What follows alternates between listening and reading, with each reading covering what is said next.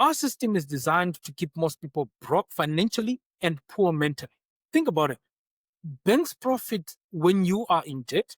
Corporations profit when you buy things that you don't even need. Or government profits when you are just an employee because employees pay the highest taxes.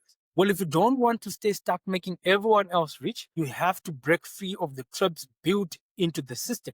Here are 10 things that you must stop doing if you really want to escape the cycle and create real wealth for yourself. Number one, don't spend money that you don't have. This is where most people get trapped. The three C's: cars, credit cards, and lines of credit. Cars are one of the biggest illusions of wealth. Most people ask, well, can I afford the monthly payment? They think $600 a month means they can afford the car. Well, but that's not true. It is actually not true wealth. A car is a liability. It loses value every year and has a limited lifespan. If you finance it, you are paying interest on something that's already guaranteed to decline in value. That's like pouring water into a bucket with holes. The empowering move: only buy a car in cash. It forces discipline.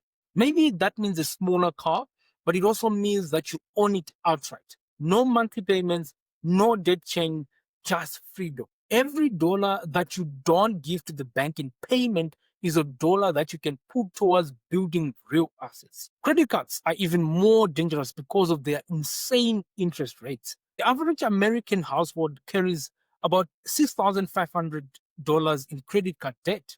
A 25% APR, well, which is the national average today, if you only make the minimum payments, that debt can balloon into over $155,000 in interest. That's slavery to plastic. Now, flip it.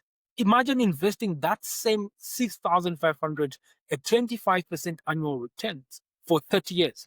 Without adding another dime, it grows into over 5 million. That's the true cost of swiping a card that you can't pay off. Lines of credit.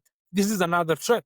Debt is nothing more than spending your future income today and paying the interest for that privilege, right? You are literally pulling money from your future self and handing it to the bank. Well, vacations, cars, clothes, bought on credit are fun in the moment, but your future self pays that bill. Save first, then buy. That's how you stay free. Number two, don't just be a consumer. The American economic system has three players: the consumer, investors, and the entrepreneurs. Everyone is a consumer. Well, you need food, you need shelter, and clothing. But most people stop there. Consumers spend money, which flows into the hands of entrepreneurs and investors. The people who actually get rich aren't the ones swiping cards. They are the ones who own the companies where you are buying from. So then, if you want to win, you have to shift the roles. You don't need to become the next big entrepreneur, right? But you must become an investor. Every dollar that you earn shouldn't just go to bills and consumption. It should also be working for you by owning assets, stocks, real estate, businesses. These are the keys to wealth. A high salary alone, it doesn't make you rich. Well, doctors, athletes, celebrities, they can earn millions and still end up broke if they never invest. But if you take part of your income and use it to own assets, well, you set yourself up for wealth. Wealth that keeps growing even when you're not working. That's the secrets. Don't just consume, own. Number three, don't rely on the government. Well, we are facing a retirement crisis right now. Millions of people are entering retirement without or with only little to no savings, relying on social security that was never designed to fully fund retirement. In reality, the money that you pay into social security today directly translates or directly to current retirees, not into an account with your name. No. And the Social Security Trust Fund itself is shrinking. Adjustments will be made for higher taxes, reduced benefits, or delayed retirement ages. But depending on the government is financial suicide. Depending on the government is financial suicide. But if you want a retirement on your terms, well, you must plan it yourself. Save, invest, build assets, build the assets that will generate income for you. Think of social security as icing on the cake, right? Not the cake itself. Your wealth, your freedom, your retirement must come from you. Number four, don't settle. If you live in a country like America, you have opportunities uh, that people around the world would risk their lives for. Or you can start a business, you can invest, you can innovate in ways that aren't possible in many other countries. Well, that means settling for good enough is one of the most dangerous choices that you can ever make. It's never too late to change. Well, whether you're 25, 35, 55, you can start afresh. Settling is what keeps people stuck in jobs that they hate or in lifestyles that drain them and financial situations that never improve. Oh, stop telling yourself that it's too late. The only thing that's too late is never try. Immigrants risk everything for a chance at opportunity here, and many end up thriving because they refuse to settle. If you already have the opportunity, don't waste it. Number five, don't hate the system, learn to play it. Yes, the system profits from your ignorance. Banks make billions off your debt. Corporations love when you are financially uneducated. Governments tax employees at the highest rates. But here's the thing, the system also rewards the educated. Employees' income, called or ordinary income, is taxed at the highest rates. Investment income, or the long term capital gains, is taxed lower with far more deductions and benefits. Today, the top capital gains rate is 20% compared to the 40 to 50% of high income earners in some states.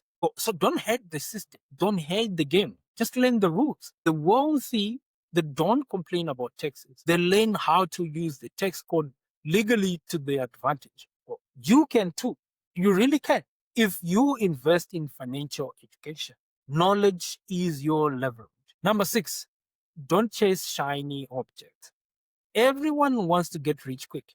Well, meme stocks, crypto pumps, online systems that promise six figures in 6 weeks. These things don't make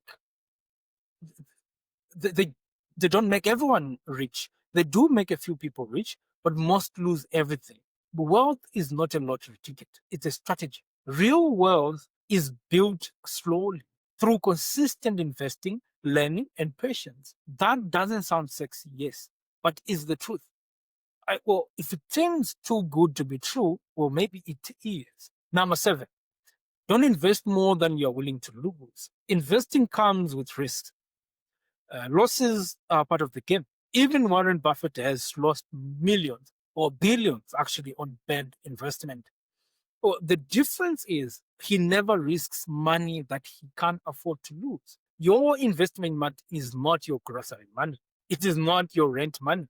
It is not your emergency fund. If you are panicking about market drops because you need that cash tomorrow, then that's wrong investment. You are investing wrong. Think of your investment money as money that you don't or that you won't touch for years. That's how you allow compounding to do its magic.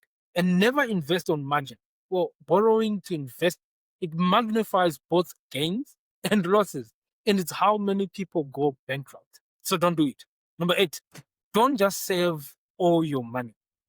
Saving is important, yes, we agree.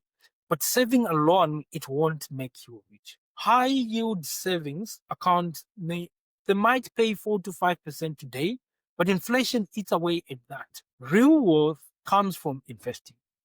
Banks themselves, they don't just sit on cash. They lend it out. They invest it. They make their money work. You should too. Savings are for safety. Investments are for wealth. Well, you need both. Number nine, don't inflate your lifestyle. This is the silent killer of wealth. Every time people get a raise or a bonus, they celebrate by spending more. Nicer cars, bigger houses, fancier vacations. That's lifestyle inflation. And it keeps people broke no matter how much they earn. Well, if instead every single raise or bonus went first into investment, your wealth would grow exponentially faster. You don't need to live like a monk forever, but you do need discipline. Grow your wealth faster than you grow your lifestyle, right? Number 10, don't forget your bigger purpose. Money matters. It pays for food, housing, or security, freedom, right? But money alone won't give you happiness, health, or fulfillment. Or it won't give you these things. We live in a time where financial opportunities are everywhere, but so are distractions. Social media creates this constant comparison. The billions are on antidepressants, they have unhappy jobs. They are unhappy in their jobs. They feel stuck. Wealth is not just about dollars, it's about creating a life worth living. Don't sacrifice your health, your relationships, or your purpose on the altar of money. Build well to serve your life, not to replace it. Take care of your physical health, your mental health, and your spiritual well being too. Use your financial freedom to live with meaning, not just with stuff. I want you to understand this. Wealth is not just about scraping, escaping poverty. It's about building freedom, building purpose, and a life that is worth living.